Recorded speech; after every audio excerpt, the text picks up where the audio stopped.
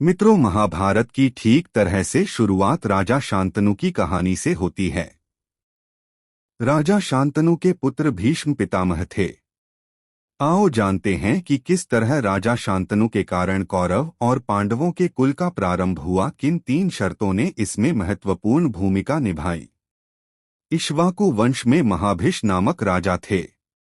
उन्होंने अश्वमेध और राजसूय यज्ञ करके स्वर्ग प्राप्त किया।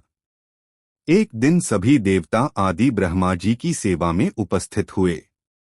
वायु के वेग से श्री गंगा जी के वस्त्र उनके शरीर से खिसक गए।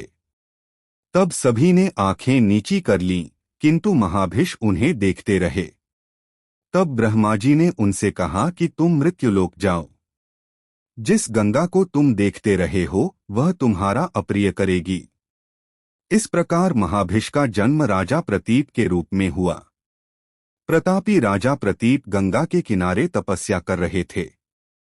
उनके तप, रूप और सौंदर्य पर मोहित होकर गंगा उनकी दाहिनी जंघा पर आकर बैठ गईं और कहने लगीं, राजन, मैं आपसे विवाह करना चाहती हूँ।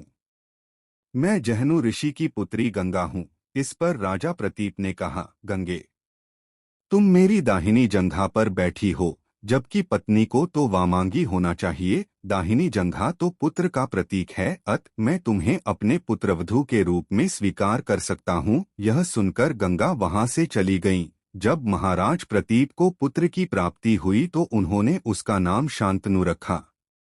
प्रतापी राजा प्रतीप के बाद उनके पुत्र शांतनु हस्तिनापुर के राजा हुए और इसी शांतनु से गंगा का विवाह हुआ। विवाह के वक्त गंगा ने शर्त रखी कि आपसे जो भी मुझे पुत्र उत्पन्न होगा उसका मैं क्या करूंगी, इसके बारे में आप जिस दिन भी सवाल पूछेंगे मैं पुनः स्वर्ग लौट जाऊंगी। गंगा से उन्हें 8 पुत्र मिले, जिसमें से 7 को गंगा नदी में बहा दिया गया। तब तक राजा शांतनु ने यह नहीं पूछा कि आखिर तुम ऐसा क्यों कर रही हो, परंतु जब 8वें पुत्र का जन्म हुआ तो राजा से रहा नहीं गया। तो गंगा ने कहा कि शर्त के अनुसार मुझे अब स्वर्ग जाना होगा।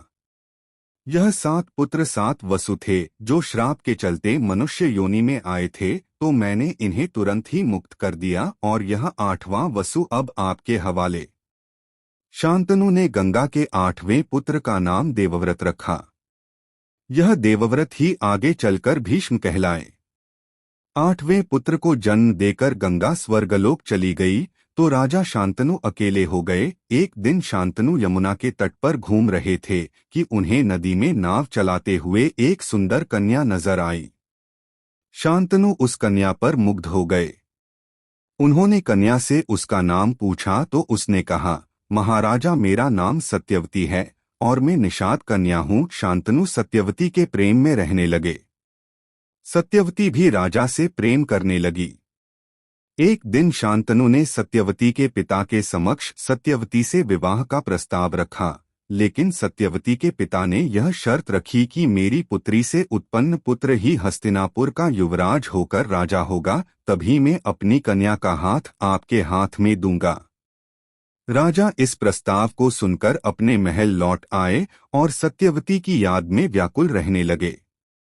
जब यह बात गंगापुत्र भीष्म को पता चली तो उन्होंने अपने पिता की खुशी के खातिर आजीवन ब्रह्मचारी रहने की शपथ ली और सत्यवती का विवाह अपने पिता से करवा दिया।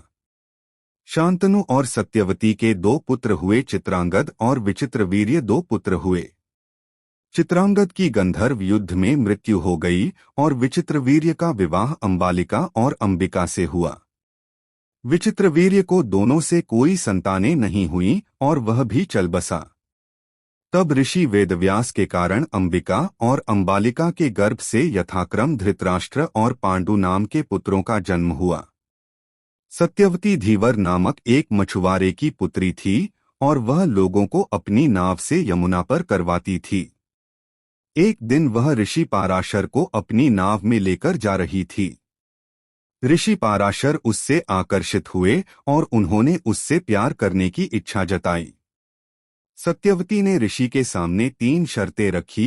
1. उन्हें ऐसा करते हुए कोई नहीं देखे। पाराशर ने एक कृत्रिम आवरण बना दिया।